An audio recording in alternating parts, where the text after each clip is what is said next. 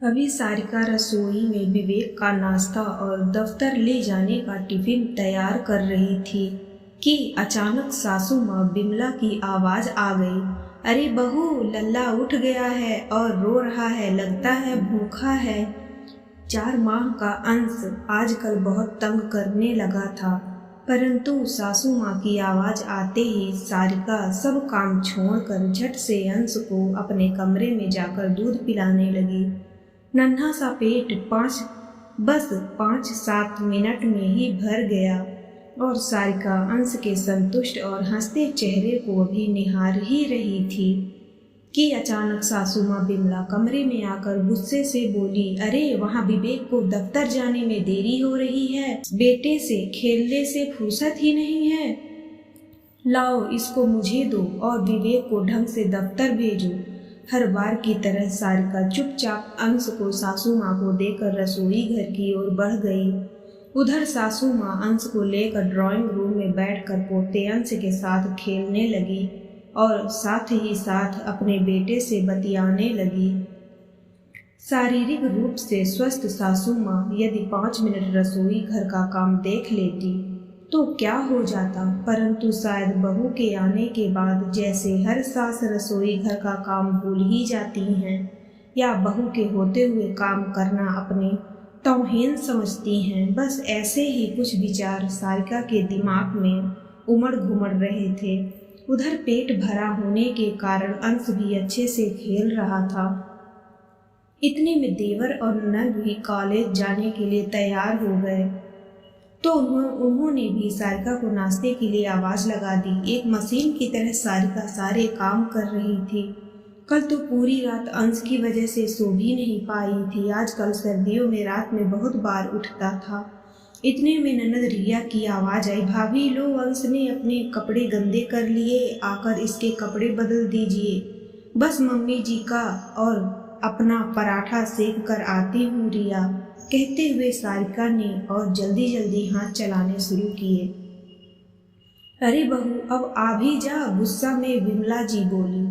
सासू माँ का पराठा बनाकर अपना पराठा बिना बनाए सारिका ने सासू माँ को नाश्ता पकड़ाया और अंश को उठाकर गुसल खाने की ओर भागी। उधर बिमला जी आराम से टीवी चलाकर गर्मा गर्म नाश्ता करने लगी और दोनों बच्चे भी कॉलेज को निकल गए। अंश के कपड़े बदले ही थे कि उसे फिर से भूख लग आई थी। रसोई घर से अपनी ठंडी चाय और 2 बिस्कुट लेकर सारिका अंश को दूध पिलाने लगी। अब उसमें अपने लिए नाश्ता बनाने की हिम्मत नहीं थी। देखते ही देखते आजकल कब 10 बज जाते थे पता ही नहीं चलता था। अंश जैसे ही सोया सारिका ने इत्मीनान की सांस ली और इतने में काम वाली ने आकर घंटी बजा दी। फटाफट उसके साथ लगकर सब काम करवाते करवाते घड़ी ने 12 बजा दिए और अंश भी उठ गया था। सासू माँ भी मंदिर और अपनी मित्र मंडली में मिलकर घर आ गई थी। चल अब अंश की मालिश करके उसे भी नहला धुलाकर मुझे दे दो, सासू माँ ने आदेश दिया। आधा घंटा अंश की अच्छी सी मालिश करके नहलाकर उसको सारिका ने दूध पिलाया ही था कि अंश 2-3 घंटे के लिए सो गया। उसे सासू माँ के पास लिटाकर सारिका खुद घर के बचे हुए काम काज करने लगी।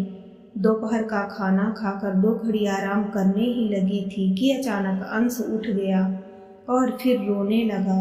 बहू देख इसको क्या चाहिए, कहते हुए अंश को बिमला ने सारिका को थमा दिया। शाम को भी यही सब कुछ लगा रहा। यह तो हर रोज की ही बात हो गई थी।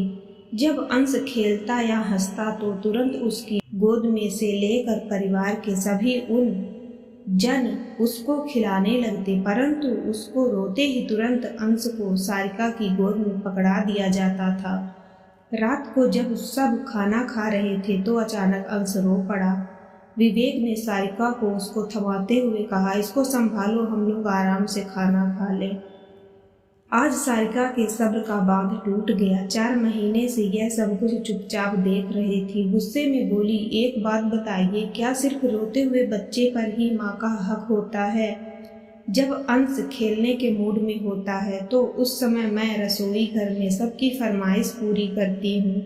और जैसे ही यह रोने लगता है तो इसको मेरी गोद में थमा दिया जाता है। आखिर मुझे भी तो मेरे बच्चे के साथ खेलने का मन करता है। ऐसा कब तक चलेगा? मैं सोच रही हूँ कुछ दिन के लिए माँ के घर रहकर आती हूँ, क्योंकि यहाँ पर तो मुझे मेरे बच्चे के साथ समय बिताने का मौका ही नहीं मिलता और मैं उसके बचपन को भी जी भी नहीं पा रही हूँ। सारिका की बात ना विवेक को भी हिलाकर रख दिया था और बिमला जी की भी आंखें नीची थी। मन ही मन सोच रही थी कि बहू का कह तो ठीक ही रही है, इसलिए पहली बार उन्होंने बहू का कोई विरोध नहीं किया। सारिका नम आंखों से अंश को उठाकर चुपचाप अपने कमरे में चली गई। आज सारिका का सवाल बिमला और विवेक को पहली बार निरुत्तर कर गया था।